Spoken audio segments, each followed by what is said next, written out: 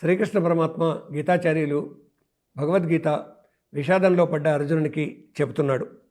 అనేక విషయాలు చెబుతూ మనిషి ఆత్మనిష్ఠుడు కావాలి అని అంటున్నాడు.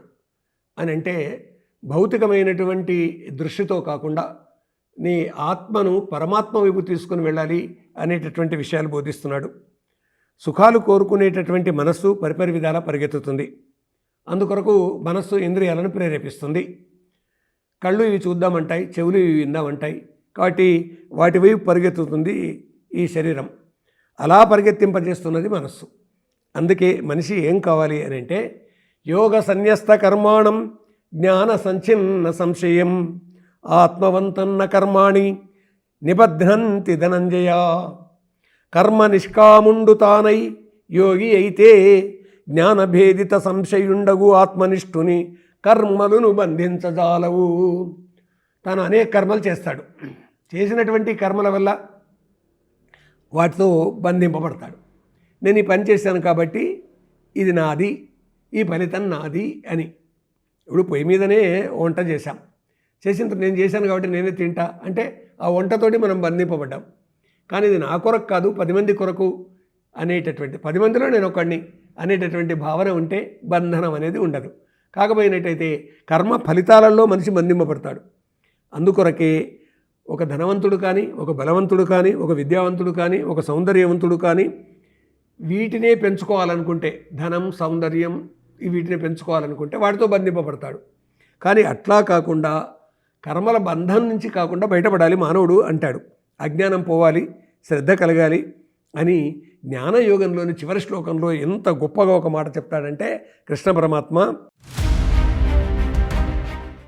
తస్మాదజ్ఞాన సంభూతం హృదస్థం జ్ఞానాసినాత్మనః చిత్వైనం సంశయం యోగమాత్తిష్టోత్తిష్ట భారత. మనసులో అజ్ఞానజనితపు సంశయంబును జ్ఞాన ఖడ్గము చేత త్రుంచుమునర్చు యోగము లేరా భారత వీరుడా ఉత్తిష్టోత్తిష్ట. ఈ విధంగా అంటాడు, లెమ్మంటాడు. ఎందుకంటే మనసులో ఉన్నటువంటి అజ్ఞానజనితపు సంశయం ఏదైతే ఉందో, అనుమానం ఏముందో దాన్ని జ్ఞాన ఖడ్గం చేత ఖండించేసేసాయి. అంటే అజ్ఞానాన్ని జ్ఞానం అనే ఖడ్గం అని ఉపయోగించండి. జ్ఞానాసినాత్మనః అని ఆ విధంగా కృష్ణ పరమాత్మ ఇక్కడ ఉపయోగిస్తారు. లే భారత వీర లే. కాబట్టి అజ్ఞాన సంభూతమైనటువంటిది అని జ్ఞానాసినితోటి, జ్ఞానాసినాత్మనః అంటే జ్ఞానం అనేటటువంటి ఖడ్గం చేత అజ్ఞానాన్ని దూరం చేసేయి. హృదయంలో నీవు ఆత్మనిష్ట తెచ్చిపెట్టుకో. అందుకొరకు లే, యుద్ధం చేయి. నిద్రిస్తున్న వారికి మహాత్ముల మేలుకొలుపు లాంటి వాక్యం ఇది. కాబట్టి నిరంతరం మనిషి తాను జ్ఞానంతో మేలుకోవాల్సిందే, ముందుకు సాగాల్సిందే, సంశయాలు తీర్చుకోవాల్సిందే. అజ్ఞానం కలిగినట్టయితే, ఆ అజ్ఞానం వల్ల ఏర్పడ్డటువంటి సంశయం ఉన్నట్టయితే జ్ఞాన ఖడ్గంతో ఆ అజ్ఞానాన్ని తొలగించాల్సిందే. ఇన్ని విధాలుగా ఆత్మనిష్ఠుని కొరకు, పరమనిష్ఠ కొరకు, పరమశాంతి కొరకు ప్రబోధిస్తారు కృష్ణ పరమాత్మ. అలాంటి ప్రబోధమే ఇది. ఆత్మనిష్ట కావాలి అంటే జ్ఞాన ఖడ్గాన్ని ఉపయోగించాలి అంటారు. జ్ఞాన ఖడ్గం అనేది జ్ఞానాన్ని ఖడ్గంతో పోల్చడం ఉందే, ఇక్కడ ఖడ్గం ఏం చేస్తుంది? నిజానికి హింస చేస్తుంది. అంటే కావాలని అది హింస చేయదండి. మనిషి మనస్సులో ఉన్నటువంటి ఆలోచనల వల్ల ఖడ్గాన్ని హింసకు ఉపయోగిస్తాడు. కానీ ఖడ్గాన్ని శస్త్రచికిత్సకు ఉపయోగించవచ్చండి. ఖడ్గాన్ని కూరగాయలు తరుక్కోవడానికి ఉపయోగించవచ్చండి. ఖడ్గాన్ని ఏవైనా మనకు అవసరం ఉన్నటువంటి వస్తువులను ఛేదించడానికి ఉపయోగించవచ్చండి. కాబట్టి మంచి కొరకు ఉపయోగించవచ్చు ఒక వస్తువును, అలా కాక చెడు కొరకు ఉపయోగించవచ్చు.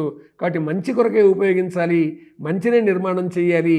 అందుకొరకు జ్ఞాన ఖడ్గాన్ని ఉపయోగించాల్సిందే, ఉపయోగించి ఆత్మనిష్ఠాపరుడవు కావాల్సిందే అని కృష్ణ పరమాత్మ చాలా గట్టిగా బోధిస్తున్నాడు జ్ఞానయుగంలో.